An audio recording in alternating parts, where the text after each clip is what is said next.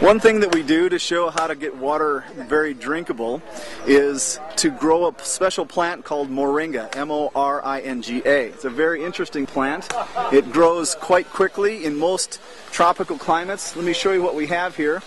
The leaves are very small, but they're very high in iron as well. So it's a great thing to add to any daily diet. And another thing that's very good with these is the leaves are very high in nitrogen.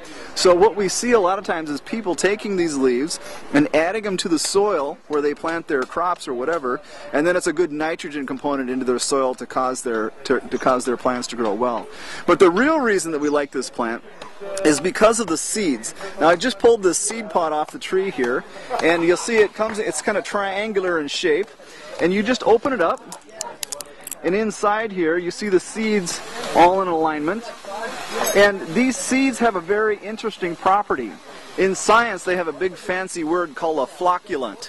And a flocculant is something that causes small particles and things to be drawn to it. And so that's what these do.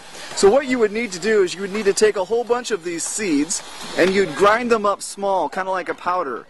For instance, if you had a coffee grinder and you would grind these up small, that would be beautiful. Then what you do is after you have pre-filtered your water, if there's any kind of dirt or anything in that water so that you cannot see through the water, then you would take the ground up moringa seeds, you would put them into the water, stir it, wait about 15 or 20 minutes, and an amazing thing happens.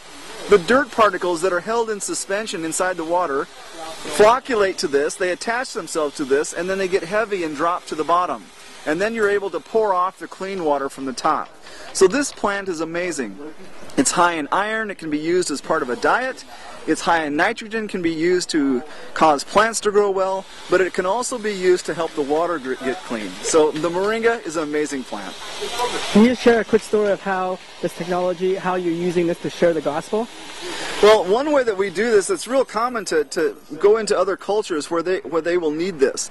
And depending on where they're at, and you really need to hear from the Lord on it, sometimes you can talk about this, and you can use this as an example, show it as a story, and use it as how God cleans our heart. When God comes in, He causes all the sin and things to be forgiven and wiped clean and gives us a clean start. So you can use it as a story like that. But ultimately, you can show people how God has prepared things for them. In many locations, these trees already grow. So you show them how God's provision has already been made for them. And also then in the area of salvation. So it's really an interesting way to share the gospel using the plants that the Lord has already given us.